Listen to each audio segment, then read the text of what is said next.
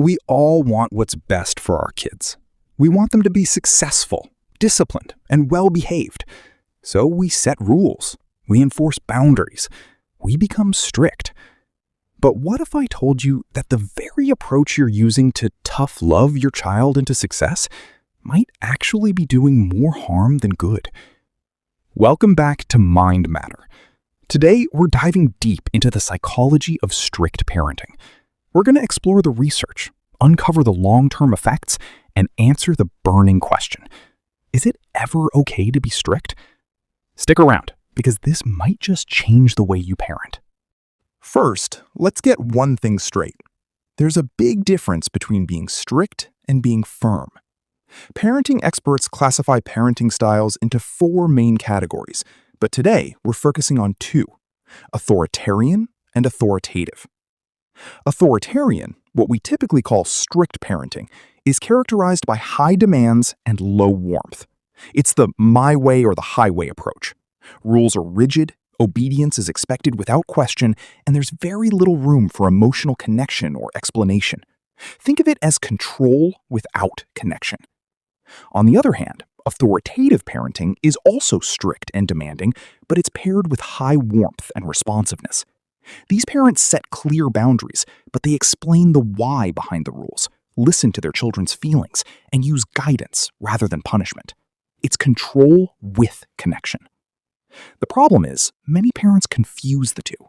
They think being strict means being harsh, but the research is clear. Authoritative parenting consistently produces the most positive long-term psychological and behavioral outcomes in children. So, what actually happens to a child's mind when they're raised under constant strictness? The psychological effects are profound and often devastating. 1. Anxiety, depression, and low self-esteem. Children raised with strict rules, yelling, or shame are significantly more likely to develop anxiety, depression, and low self-worth. A major study found that parental strictness is negatively related to a child's self-esteem and emotional self-concept. They learn to internalize their feelings, leading to sadness, loneliness, and even self-harm. One study describes this as internalizing symptoms, where the child turns all that stress inward. 2. Reduced self-confidence and avoidance. When a child is constantly told what to do and punished for making mistakes, they stop trusting their own judgment. They develop low self-confidence and often adopt avoidant coping strategies. They become afraid to take risks, try new things, or even express their own opinions. 3. Rebellion, secrecy, and dishonesty. Here's the irony. Strict parenting often creates the very behavior it's trying to prevent. When kids feel overly controlled, they rebel. They become sneaky, learn to lie, and act out when their parents aren't around. A study on strict parenting found that children often develop a tendency toward dishonesty because they feel they can't be open with their parents. They may comply temporarily to avoid punishment, but the obedience is fear-based, not genuine. 4. Harsh self-criticism and perfectionism. Children internalize their parents' critical voice. They become their own harshest critics. This can lead to debilitating perfectionism, where anything less than perfect feels like a failure. The constant pressure to meet impossibly high expectations can be crushing. 5. Difficulty regulating emotions. Because strict parenting often suppresses emotional expression, stop crying, don't be a baby. Children never learn how to process their feelings in a healthy way. This emotional suppression can lead to explosive outbursts, or conversely, emotional numbness. They struggle with emotional regulation, both in childhood and later in life. The effects of strict parenting don't end when the child turns 18. They often carry these psychological scars well into adulthood. Research shows that harsh parenting is associated with dominating parental images, which in turn are linked to emotional distress in adulthood. Adults who were raised strictly often struggle with lower self-esteem and a fragile sense of self, difficulty forming healthy relationships because they never learned secure attachment, chronic anxiety, and a constant feeling of being not good enough. a tendency toward harsh self-criticism and perfectionism that can lead to burnout. Reduced resilience. They have trouble bouncing back from setbacks. And it's not just psychological.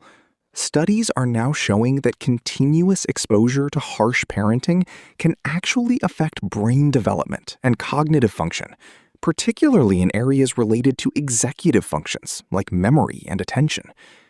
In a study of over 1,200 adolescents and young adults, the conclusion was undeniable.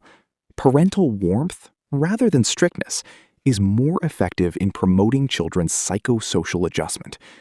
The study clearly suggests that strictness is not a necessary component for achieving well-adjusted, successful children. Now, before you think I'm saying all rules are bad, let's add some nuance, because the research isn't entirely black and white. Some emerging research suggests that what's called directive or no-nonsense parenting, which involves stern commands and clear boundaries, can actually be helpful for children living in high-risk or precarious environments. For families facing poverty, violence, or instability, this approach can prepare a child for a risky world. For example, studies have found that low-income Black toddlers of commanding, supportive mothers manage their distress better than kids whose parents were less directive. It's a form of protective parenting that shouldn't be dismissed as simply bad. So, what's the difference between harmful strictness and helpful directiveness? It comes down to love and intent. If the strictness comes from a place of love, support, and a desire to protect, and is paired with warmth, it's different from strictness that comes from a need for control, power, or ego. It's the difference between being strict and being authoritative. So, if you're a parent watching this and thinking, "Oh no, I've been doing this all wrong," take a deep breath. Parenting is hard, and we all make mistakes. The good news is, it's never too late to change. Here are 3 things you can do right now to shift from a strict, authoritarian style to a more authoritative, effective approach. 1. Add warmth and connection. The research is overwhelming. Warmth is the single most important factor in raising well-adjusted children. Make sure your child knows you love them unconditionally, not just when they behave. Spend quality time with them, listen to them, and show affection. 2. Explain the why. Instead of just saying, "because I said so," take the time to explain the reasoning behind your rules. This helps children understand the purpose of boundaries and builds their internal moral compass. 3. Use guidance, not punishment. When your child makes a mistake, use it as a teaching moment. Guide them toward better behavior instead of resorting to yelling, shaming, or physical punishment. Focus on consequences that are logical and related to the behavior, not punitive measures meant to inflict fear. The goal of parenting isn't to raise obedient robots. It's to raise confident, resilient, emotionally healthy humans who can think for themselves and navigate the world with compassion and strength. Strict parenting might get you short-term compliance, but it comes at a steep, long-term cost to your child's mental health and well-being. By choosing connection over control and warmth over harshness, you're not just raising a good kid, you're raising a whole, healthy human being. If you found this video helpful, please hit that like button and subscribe to Mind Matter for more science-backed parenting advice. And let me know in the comments, were you raised with strict parenting? How has it affected you? I'd love to hear your stories. Thanks for watching, and remember, your child's heart is more important than their report card. See you in the next one.